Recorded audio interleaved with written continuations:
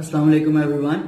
Today our topic of discussion would be selfing and crossing techniques in okra, which is commonly known as ladyfinger और हम इसको अपनी native language में जो हमारी लोकल लैंग्वेज है उसमें इसका नाम जो है वो भिंडी होता है। ठीक है, तो सबसे पहले हम देख लेते हैं कि हमें क्या चीज़ें ज़रूरत होती हैं for selfing and crossing in this ओकरा क्रॉप। तो आपके पास सबसे पहले इक्विपमेंट की हम बात कर लेते हैं। तो आपके पास सबसे पहले फोर्सेप्स होने चाहिए, मेथाइलेटेड स्पिरिट होनी चाहिए, या आपके पास 95% इथानॉल होना चाहिए, और टैग्स होने चाहिए। टैग्स के अलावा आपके पास कैमल हेयर ब्रश होना चाहिए, रेजर होने चाहिए और ब्लेड्स होने चाहिए। ठीक है, तो इसके बाद हम बात कर लेते हैं अबाउट द स्पीशीज जो ज़्यादा कल्टिवेटेड होती हैं। तो basically this okra is cultivated all over the world, especially it is native to the South African region and Asia। ठीक है, तो ये हर्बेशियस वेजिटेबल होती है और इसके अंदर मोस्टली कल्टिवेटेड जो स्पीशीज हैं, जो हम पहले इसका बोटेनिकल नेम देख लेते हैं, विच इज एबलमोस्कस एस्क्यूलेंटस, और उसका जो क्रोमोसोम नंबर है 2n डिप्लॉयड फॉर्म के अंदर दैट इज 130। तो इसके अलावा भी इस जीनस के अंडर, एबलमोस्कस जीनस के अंडर दो और स्पीशीज हैं जो कि मोस्टली कल्टीवेट हो रही हैं all over the world. One is Abelmoschus moschatus and the third one is Abelmoschus मैनीहॉर्न। तो जो मॉस्केटस है उस स्पीशीज का जो क्रोमोसोम नंबर है, diploid chromosome number 2n is equal to 72, whereas Abelmoschus मैनीहॉर्न इसका जो क्रोमोसोम नंबर है दैट इज 68। तो वर्ल्ड वाइड जो है ये यूज हो रही है crop as a vegetable, herbaceous crop होती है। It is mostly native to South Africa and Asia. ठीक है, इसके बाद हम देख लेते हैं कि इसके फ्लोरल स्ट्रक्चर की अगर हम बात कर लेते हैं तो इसके अंदर जो क्रॉस पोलिनेशन है, basically it is often cross pollinated crop जिसकी रेंज है 4% से लेकर 19% तक। ठीक है, but it exceeds to 14% and sometimes reaches to 42%। ठीक है, तो इसके अंदर क्रॉस पोलिनेशन होने की रीजन ये है कि एक तो इसका जो फ्लावर होता है वो थोड़ा शोई टाइप का होता है। शोई का मतलब ये कि वो ज्यादा नजर आने वाला होता है, इंसेक्ट्स ज्यादा अट्रैक्ट होते हैं टुवर्ड्स इट। इसके अलावा इसके अंदर जो इसके फ्लावर स्ट्रक्चर इस तरह का है कि इसमें क्रॉस पोलिनेशन ज्यादा हो सकती है, जैसे कि जो इसका स्टिग्मा पार्ट है वो ज्यादा शोई है, या वो पहले जो आपका मेल पार्ट होता है उससे ज्यादा ऊपर की तरफ आ जाता है। तो क्रॉस पोलिनेशन जो है इसके अंदर इजीली कैरी आउट हो जाती है। इसके अलावा जो चीजें जिस पे डिपेंड करती है cross pollination, that is the native insect population, वहां पे कितने इंसेक्ट्स मौजूद हैं। फिर उसके बाद इसका कलर ऑफ फ्लावर, जो इसके पेटल्स होते हैं जिसको आप करोला भी कहते हैं, उसके ऊपर भी ये चीज डिपेंड करती है। इसके बाद हम देख लेते हैं कि जो इसका स्टिग्मा की पोजीशन है that is located above the anthers, यानी मेल पार्ट से ऊपर की तरफ ये मौजूद होते हैं। तो इस वजह से भी इसके अंदर क्रॉस पोलिनेशन जो है वो ज्यादा हो जाती है। अच्छा, इसके फ्लोरल स्ट्रक्चर की बात कर लेते हैं। तो आम फ्लावर्स की तरह ये भी एक बाइसेक्सुअल फ्लावर है। मेल और फीमेल पार्ट्स जो हैं वो एक ही फ्लावर के अंदर मौजूद होते हैं। तो इसके हम स्ट्रक्चर की अगर बात करते हैं तो इसके अंदर एपिकैलिक्स होता है, जिस तरह आम फ्लावर्स के अंदर कैलिक्स होता है, फिर उसके बाद उसके अंदर करोला होता है, कार्पल्स होते हैं, एंडोशियम गायनेशियम पार्ट होता है। ठीक है, तो इसी तरह इसका भी एक ये टिपिकल फ्लावर है। तो इसके अंदर जो चीज मौजूद है वो एपिकैलिक्स होती है, कैलिक्स से बाहर, यानी सेपल से बाहर इसके अंदर जो है वो ब्रैक्यूल्स होते हैं, ब्रैक्टियोल्स उनको हम बोलते हैं समटाइम्स, और those are hairy in structure, और उसका जो नंबर है वो that is 10 in total number. तो एपिकैलिक्स वाला रीजन यानी कैलिक्स से बाहर जिसने कवर किया होता है कैलिक्स को, दैट कंसिस्ट ऑफ 10 ब्रैक्टियोल्स, जो कि हेरी स्ट्रक्चर होता है। इसके अलावा इसके अंदर आप देख लेते हैं कि कैलिक्स पार्ट की अगर हम बात करते हैं तो इसमें 5 जो है वो सेपल्स मौजूद होते हैं, और वो भी हेरी स्ट्रक्चर जो है वो उसका होता है। अच्छा, फिर उसके बाद which are fuse to form a covering for protection of the flower. तो ये बेसिकली जो इसका सबसे बाहर कैलिक्स पार्ट है यानी सेपल्स जो हैं उन्होंने उसको कवर किया होता है फ्लावर को फॉर दी प्रोटेक्शन पर्पज, ताकि उसका जो मेल और फीमेल पार्ट है वो डैमेज ना हो सके, या उसके अंदर कोई ऐसी पोलिनेशन ना हो सके जो अनवांटेड हो। तो इसलिए उसके ऊपर वो कवरिंग मौजूद होती है। अच्छा, फिर उसके बाद क्या होता है, द कैलिक्स स्प्लिट लॉन्गिट्यूडनली जब वो मैच्योरिटी की तरफ जाता है तो जो कैलिक्स पार्ट है यानी सेपल्स हैं और उसका एपिकैलिक्स है वो लॉन्गिट्यूडनली जो है वो उसके अंदर से स्प्लिट अप हो जाता है और एंथिसिस का प्रोसेस जो है वो स्टार्ट हो जाता है।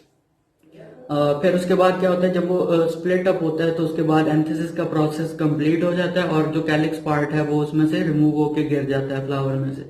तो पेटल्स हैं। अब फिर उसके बाद पेटल्स की बात कर लेते हैं। जैसे सेपल्स इसके अंदर 5 होते हैं और एपिकैलिक्स का जो पोर्शन जैसे ब्रैक्टियोल्स बोला जाता है वो 10 होते हैं नंबर। तो उसके बाद इसमें पेटल्स आ जाते हैं यानी उसका करोला पार्ट जो है वो 5 इन नंबर होते हैं। आप उन्हें काउंट भी कर सकते हैं तो 5 इसमें पेटल्स होंगी और उसके जो स्ट्रक्चर है वो ऐसे होगा कि वो फ्री होगा यानी वो किसी चीज के साथ अटैच नहीं होगा, ऊपर से उसकी अटैचमेंट नहीं होती पेटल्स की, तो वो फ्री होता है। और उसके अंदर एक चीज ये है कि वो येलो कलर्ड का होता है और उसकी जो बेस होती है यानी पेटल्स की जो बेस होती है जहां से वो ओरिजिनेट कर रहे होते हैं पेटल्स, उसको क्लॉ भी बोलते हैं और उस जगह पर क्रिम्सन स्पॉट्स होते हैं। कलर इसकी पेटल्स का जो है वो that is yellow colour, but उसकी जो बेस है पेटल्स की दैट इज ऑफ वहां पे उसके मौजूद होंगे क्रिम्सन स्पॉट्स भी उसके ऊपर मौजूद होते हैं। तो base of the petals is called claw, CLAW, claws को बोलते हैं। अच्छा, जो इसमें स्टेमन्स हैं that are numerous in number, बहुत ज्यादा होते हैं, आप काउंट भी नहीं अक्सर कर पाते। तो अगर हम जनरली उसको काउंट करते हैं तो उसका जो टोटल नंबर है वो अक्सर औकात 100 तक चला जाता है। तो स्टेमन पार्ट के अंदर 100 स्टेमन्स होते हैं उसके। अच्छा, हम उसके स्टेमन्स की जो है वो बात कर लेते हैं कि उसका स्ट्रक्चर कैसा होगा। तो 100 नंबर ऑफ स्टेमन्स जो हैं वो आपस में फ्यूज होते हैं और वो स्टेमिनल ट्यूब बनाते हैं। ठीक है, वो एक स्टेमिनल कॉलम भी हम उसको बोलते हैं या उसको हम ट्यूब कह सकते हैं। ठीक है, तो वो इस तरह से लॉन्गिट्यूडनली इरेक्टेड कंडीशन के अंदर मौजूद होंगे जिन्होंने स्टिग्मा को सराउंड किया होगा और वो एक कॉलम की शेप के अंदर होंगे, 100 उसका नंबर होगा। ठीक है, फिर अगर हम इसके कार्पल की बात कर लेते हैं तो कार्पल जो होते हैं इसके वो 5 फ्यूज्ड कार्पल्स मौजूद होते हैं इसके फ्लावर में, यानी 5 उसमें कार्पल्स होंगे और वो फ्यूज्ड फॉर्म में होंगे, आपस में वो फ्यूज होंगे। ठीक है, फिर उसके बाद इसका हम देख लेते हैं पोजीशनिंग कहाँ पे है। गाइनेशियम की पोजीशनिंग यानी फीमेल पार्ट की जो पोजीशनिंग है दैट इज सुपीरियर। इसके अंदर ओवरी जो होती है वो सुपीरियर होती है। इट मींस कि जो मेल पार्ट होगा वो नीचे की तरफ होगा और जो ओवरी है वो ऊपर की तरफ उसके मौजूद होगी, दैट इज सुपीरियर ओवरी। अच्छा, जो इसका स्टिग्मा होता है जैसे मैंने आपको बता दिया उसमें 5 कार्पल्स होते हैं और वो फ्यूज्ड होते हैं। उसकी जो स्ट्रक्चर होता है जिस तरह हमने राइस की बात की थी या इसके अलावा सॉर्गम की बात की थी तो उसके अंदर बाइफिड फीदरी स्टिग्मा मौजूद होता है। तो इसके अंदर बाइफिड तो नहीं होता, तो इसके अंदर जो यानी उसके कितने फोल्ड्स मौजूद हैं। बाइफिड का मतलब होता है 2 फोल्ड्स होते हैं, तो इसके अंदर अगर हम बात करते हैं तो वो 2 फोल्ड्स नहीं होते, 5 to 9 फोल्ड्स होते हैं। 5 उसके अंदर कार्पल्स मौजूद होंगे और उनके फोल्ड्स कितने होंगे, that would be 5 to 9 folds. ठीक है, या 5 to 9 फिट्स भी हम उसको बोलते हैं। अच्छा, उसका कलर जो है वो डीप रेड कलर होता है। उसका जो फ्रूट होता है अगर हम भिंडी की बात करते हैं जो उसका फ्रूट होता है that is oblong pyramidal beaked capsule होता है। इसका मतलब टेक्निकल नेम ये है कि ऑब्लॉन्ग पायरामिडल बीक्ड कैप्सूल। ठीक है, इसके अंदर सीड्स मौजूद होते हैं, फरोज होते हैं, उन फरोज के ऊपर लॉन्गिट्यूडनली उसके सीड्स जो हैं वो लगे होते हैं। आप भिंडी को कट करके देखें तो आपको फरोज के अंदर उसके बीज जो हैं, सीड जो हैं वो नजर आएंगे। अच्छा, फिर उसके बाद क्या होता है कि कलर ऑफ इमेच्योर फ्रूट जो है अगर हम उसकी बात करते हैं तो वो लाइट ग्रीन कलर का होता है और जैसे जैसे इसका फ्रूट मैच्योरिटी की तरफ जाता है तो वो अपना कलर चेंज करके लाइट ग्रीन से डार्क ग्रीन की तरफ कन्वर्ट कर लेता है। और फिर इसके बाद हम देखते हैं कि समटाइम्स ऐसा भी होता है कुछ स्पीशीज के अंदर या कुछ कल्टिवेटेड वैरायटीज के अंदर ऐसा भी होता है कि वो डार्क ग्रीन कलर की बजाय रेड कलर जो है वो अपना एक्सप्रेशन शो कर देते हैं। डार्क ग्रीन के बजाय वो रेड कलर का फ्रूट जो है वो प्रोड्यूस कर देते हैं। अच्छा, फ्रूट भी इसका ऐसे ही है कि वो भी लॉन्गिट्यूडनली यानी लेंथ वाइज जो है वो स्प्लिट करता है और आपको जो उसके सीड्स हैं वो नजर आते हैं। Sometimes the seed colour is dark brown और कई कई दफा इस तरह होता है कि वो डार्क ग्रीन कलर के भी आपको उसके सीड नजर आते हैं। ये सारी चीजें these are visible through the slits in furrows. जो स्लिट्स होती हैं फरोज के अंदर यानी भिंडी के अंदर जो स्लिट्स हैं उसके अंदर से आपको उसके सीड नजर आते हैं। So that was the floral structure of okra. Now we will talk about the floral biology. तो इसकी पिक्चर्स भी मैं आपके साथ शेयर करता हूँ कि किस तरह से इसका फ्लोरल स्ट्रक्चर होता है, और उसके अंदर से जब पोलिनेशन होती है और फर्टिलाइजेशन होती है तो उसके सेपल्स और पेटल्स जो है वो शेड कर जाते हैं, गिर जाते हैं, और उसके अंदर फर्टिलाइजेशन का प्रोसेस कंप्लीट हो जाता है। फिर ऐसा ऐसा उसके ऊपर जो है वो भिंडी या उसका फ्रूट जो है वो डेवलप हो जाता है और उसके अंदर सीड्स मौजूद होते हैं। तो फ्लोरल बायोलॉजी की हम इसमें बात कर लेते हैं। इसका जो फ्लावरिंग है that initiates after 30 to 46 days of sowing. जब आपने इसका सीड सो कर दिया है तो उसके 30 से 46 डेज के अंदर अंदर इसका फ्लावरिंग जो है वो ओपनली आपको फील्ड में नजर आने लग जाती है। अमूमन जो फर्स्ट फ्लावर है that appears above the fifth node in between the leaves. ठीक है, जहां पे लीव्स मौजूद होते हैं उन लीव्स में से फिफ्थ नोड से ऊपर इसका फ्लावर जो है वो शो अप होता है और वहां पे उसकी फ्लावरिंग स्टार्ट हो जाती है।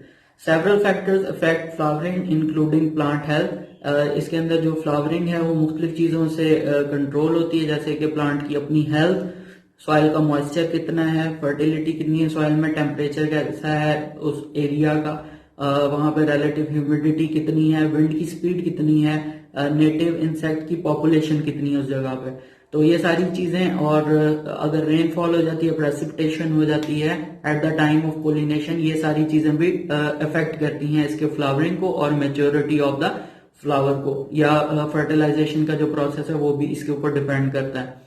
इसके अलावा हम जो सबसे इम्पोर्टेंट चीज है इसमें वो इंसेक्ट पॉपुलेशन है, कौन सी टाइप का वहां पे इंसेक्ट मौजूद है और इंसेक्ट की पॉपुलेशन कितनी ज्यादा मिकदार में मौजूद है। अगर ज्यादा इंसेक्ट होंगे तो वहां पे क्रॉस पोलिनेशन का प्रोसेस जो है वो ज्यादा स्पीडली जो है वो कवर अप हो जाएगा।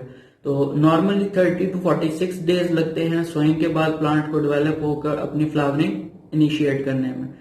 फिर इसके बाद इसमें आ जाता है कि एंथिसिस इसमें किस टाइम पे होती है, यानी पोलन शेडिंग का जो प्रोसेस है वो किस टाइम पे स्टार्ट होता है। That is normally range between 6 AM to 8 AM। सुबह 6 बजे से लेकर 8 बजे के दरमियान इसका एंथिसिस का प्रोसेस जो है वो स्टार्ट हो जाता है और वो कंप्लीट भी हो जाता है। अच्छा, जो एंथर जो है वो डिहेस कब करते हैं, जब एंथिसिस का प्रोसेस स्टार्ट होता है तो सारे के सारे एंथर जो है आफ्टर स्टार्ट और the initiation of the anthesis 15 to 20 minutes जो है वो डिहिस कर जाते हैं, यानी वो जो उसका पोलन है वो शेड कर जाता है। बट इसके अंदर जो 15 to 20 मिनट के बाद ये प्रोसेस स्टार्ट होता है इसके अंदर एंथस डिहेसेंस का, और ये तमाम प्रोसेस जो है in the bracket of 5 to 12 minutes जो है वो कंप्लीट हो जाता है। बट कुछ केसेस के अंदर, कुछ वेराइटीज में क्या होता है कि वो 5 से 12 मिनट की बजाय 1 घंटे तक भी इसका एंथर्स डिहेसिस का जो प्रोसेस है वो कंटिन्यू रहता है और वो प्रोसेस 1 घंटे में तकरीबन जाकर कंप्लीट होता है। अच्छा, फिर पोलन की फर्टिलिटी की अगर हम बात करते हैं तो that remains maximum 1 hour before and 1 hour after एंथिसिस।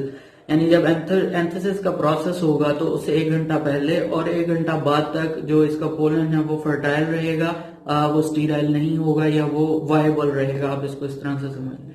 अच्छा, इसके अंदर ओकरा के अंदर क्या है, प्रोटोगाइनी एक फिनोमिना होता है। जिस तरह आप लोगों ने जब फ्लावर स्ट्रक्चर पढ़े थे उसमें आपने पढ़ा होगा कि प्रोटोगाइनस फ्लावर्स भी होते हैं। तो प्रोटोगाइनी का मतलब ये होता है, ओकरा के अंदर ये फिनोमिना जो है वो आप इजीली अंडरस्टैंड कर सकते हैं कि जो स्टिग्मा पार्ट है या फीमेल पार्ट है, प्रोटो का मतलब पहले और गाइनी का मतलब उसका जो फीमेल पार्ट है वो पहले मैच्योर हो जाता है, स्टिग्मा रिसेप्टिव हो जाता है, मैच्योर हो जाता है बिफोर द एंथिसिस। यानी मेल पार्ट की उसके अंदर जब मैच्योरिटी आने वाली होती है या एंथिसिस का प्रोसेस होने वाला होता है उससे पहले जो इसका गाइनेशियम पार्ट है वो रिसेप्टिव हो जाता है 2 hours before the anthesis. Fertilization takes place 2 to 6 hours after pollination. जब पोलिनेशन हो जाती है उसके 2 से 6 घंटे के बाद फर्टिलाइजेशन का प्रोसेस जो है इसमें कंप्लीट होता है। और फ्रूट जो है that reaches maximum marketable maturity in 5 to 6 days. जब फर्टिलाइजेशन कंप्लीट हो गई, फर्टिलाइजेशन कंप्लीट होने के बाद उसमें 5 से 6 दिन का टाइम उसे रिक्वायर्ड होता है कि जब वो अपना फ्रूट यानी भिंडी जो है वो उसको डेवलप कर लेगा और इस कंडीशन में वो आपकी जो ओकरा है वो आ जाएगी कि आप उसको मार्केट कर सकते हैं। तो वो मैच्योरिटी जो है वो 5 to 6 डेज में अटेन की जा सकती है।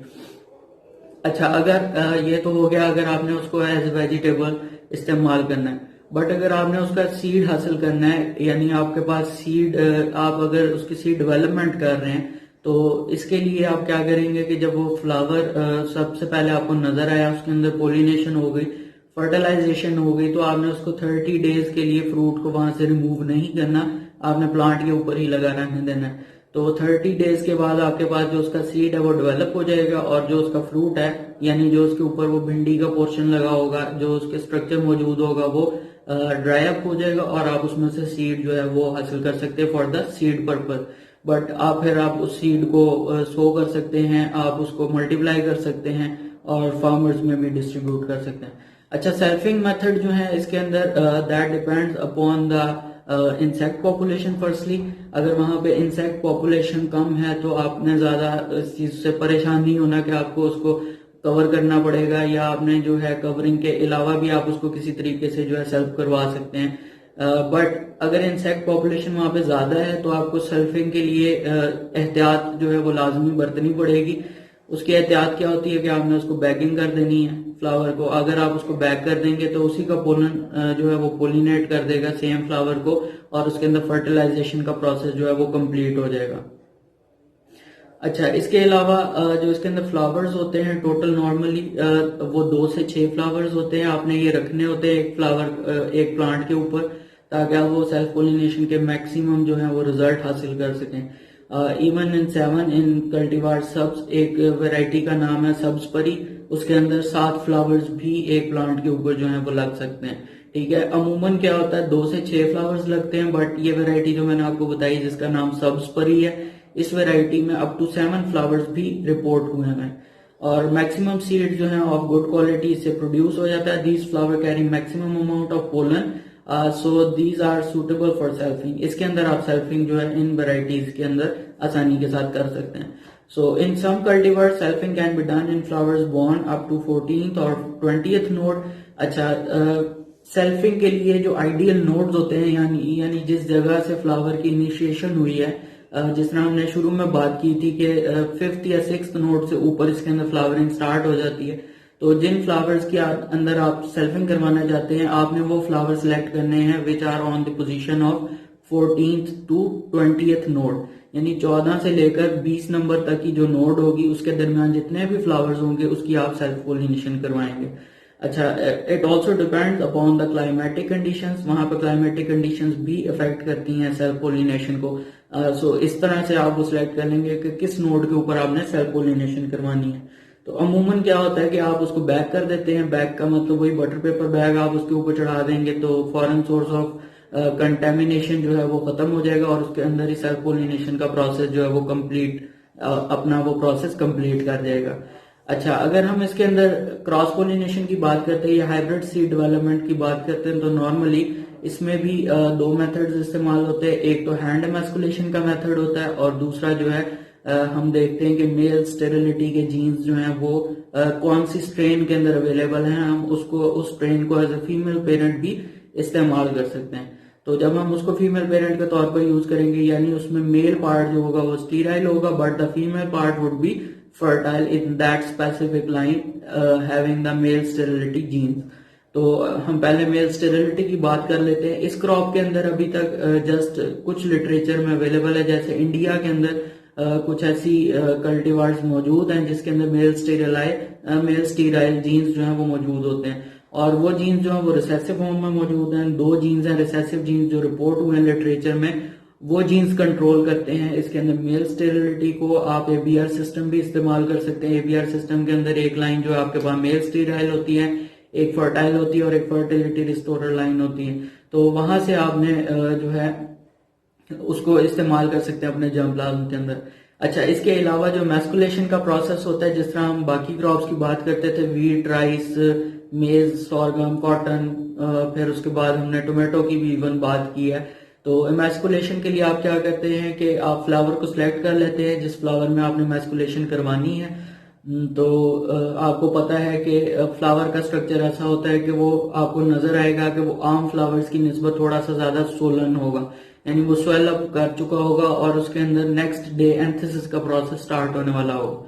तो ऐसे फ्लावर को आप सिलेक्ट कर लेंगे और उस फ्लावर को आप क्या करेंगे कि उसका सबसे पहले तो आप कलर देखेंगे कि उसका कलर जो है वो पेल येलो कलर हो चुका होगा, लाइट ग्रीन से पेल येलो कलर की तरफ वो अपना कलर शिफ्ट कर रहा होगा। और इसके अंदर आप उसका डायामीटर देखेंगे अप टू वो होता है 3 से लेकर 5 सेंटीमीटर तक उसकी लेंथ होती है। ऐसे फ्लोरल बर्ड की जो सोलन अप होता है और अपना कलर लाइट ग्रीन से पेल येलो की तरफ ट्रांसफर कर रहा होता है, कन्वर्ट कर रहा होता है। तो ऐसे फ्लावर को आपने सिलेक्ट करना है। उसकी लेंथ आप देख लेंगे वो होगी 3 सेंटीमीटर से लेकर 5 सेंटीमीटर तक। और जब आप उसका डायामीटर देखेंगे तो वो 1.5 से लेकर 2 सेंटीमीटर तक उसका डायामीटर हो चुका होगा। इसको सिलेक्ट करने की रीजन यही है कि because these would open the next day in the morning. तो आपने मॉर्निंग से पहले जो है उसको सिलेक्ट कर लेना है। वो सोलन आपको कंडीशन नजर आएगी। उसका लेंथ जो है वो 3 से लेकर 5 सेंटीमीटर तक होगी और जो उसकी विड्थ होगी या डायमीटर होगा वो 1.5 से लेकर 2 सेंटीमीटर तक होगा। तो मैस्कुलेशन के लिए आप क्या करेंगे कि आप एक सर्कुलर कट देंगे। सर्कुलर कट का मतलब ये है कि आपने ऊपर से उस बर्ड के ऊपर वाले पोर्शन पे इस तरह से आपने एक गोल कट दे देना है जिसके अंदर आपके पास एपिकैलिक्स, कैलिक्स और उसके जो पेटल्स हैं यानी उसका जो पेटल्स मौजूद है, जो पत्तियां होती हैं फ्लावर की, वो सारी की सारी आपने सर्कुलर कट में इस तरह से ऊपर से कट करके कैप के तौर पर उतार लेनी है। तो जब आप वो उतार लेंगे तो आपको अंदर से वो स्टेमिनल कॉलम भी उसका नजर आएगा, जैसे ट्यूब बोला जाता है, और आपको वहां पे स्टिग्मा भी नजर आएगा। तो जब आपको वो नजर आने लग जाएगा तो you would emasculate the male part from that flower, यानी उसके अंदर से आपने स्टेमन्स जो हैं वो आपने कैमल अपना सॉरी जो फोर्सेप होगी, पॉइंटेड फोर्सेप होगी, उसकी मदद से आपने एक तो उसको ब्रश आउट कर देना है, या आप ब्रश आउट करने के बजाय पिक कर लेंगे और वहां से उसको निकाल देंगे और जस्ट जो पीछे पार्ट रह जाएगा that would be stigma part.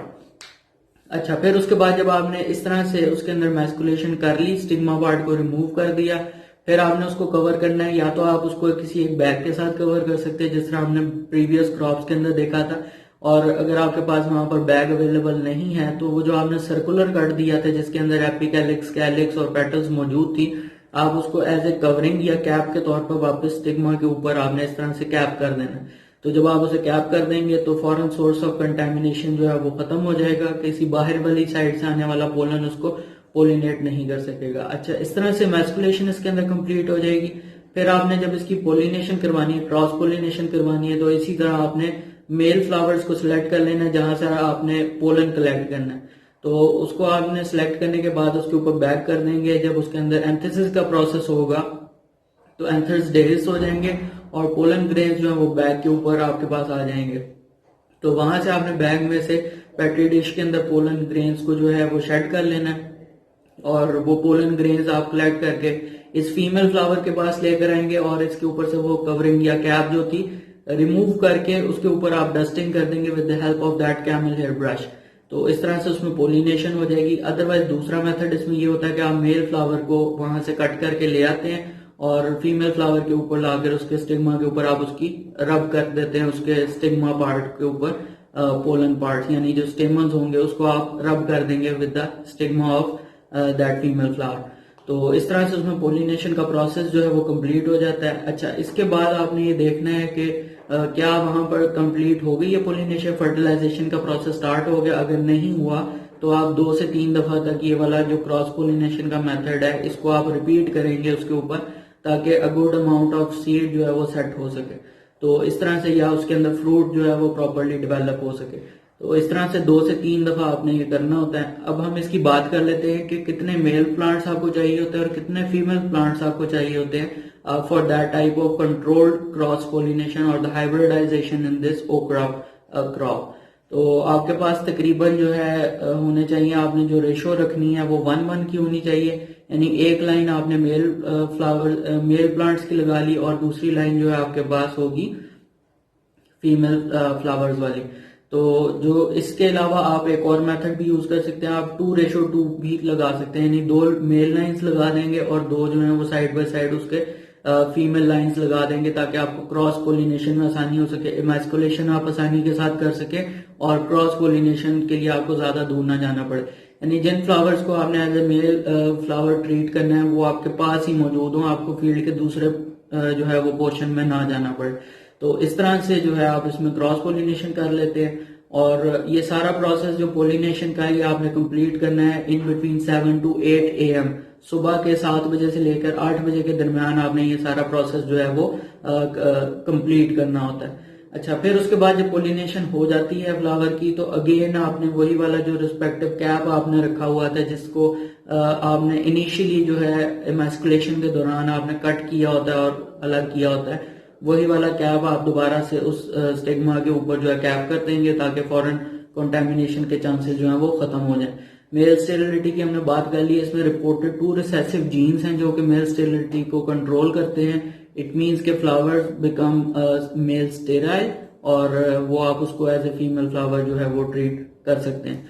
कुछ प्रीकॉशंस हैं सेल्फिंग एंड क्रॉसिंग के अंदर इन ओकरा, हम उसकी बात कर लेते हैं कि you have to bag fully swollen male flower birds to avoid pollen contamination. आपने मेल फ्लावर का जो पोलन होगा उसको कलेक्ट करने के लिए पहले आपने उसको बैग करना जरूरी है। ये एक प्रीकॉशन है, ये मैंने आपको पहले भी अभी लेक्चर के अंदर जो है बताई है इसके बारे में।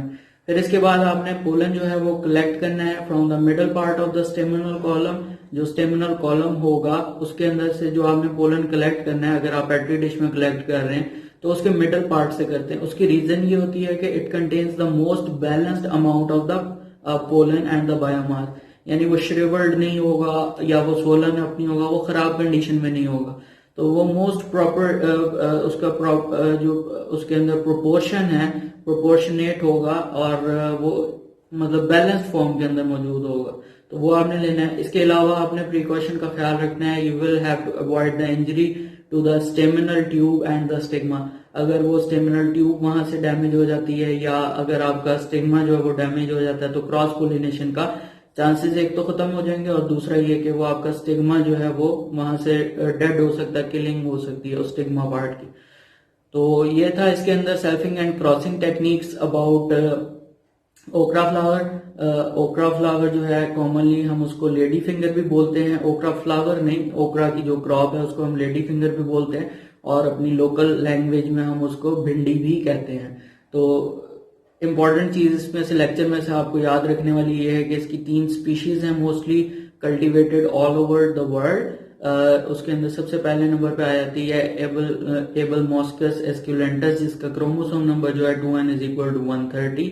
फिर उसके बाद दूसरी कल्टिवेटेड स्पीशीज आ जाती है एबल मॉस्कस मॉस्केटस, जिसका क्रोमोसोम नंबर जो है 2n = 72। और थर्ड कल्टिवेटेड स्पीशीज इसकी आती है एबल मॉस्कस मैनिहॉट, जिसका क्रोमोसोम नंबर जो है 2n = 68 होता है। तो ये इंपॉर्टेंट इसकी इंफॉर्मेशन है, ये आपको ऑब्जेक्टिव पॉइंट ऑफ व्यू से अच्छे तरीके से याद होनी चाहिए, और होपफुली यहाँ तक आप लोगों ने इसको अंडरस्टैंड कर लिया होगा। If you have any question regarding the hybridization of okra, you can ask me in your WhatsApp group of your class। तो हम इस लेक्चर को यहाँ पे एंड करते हैं। Thank you so very much.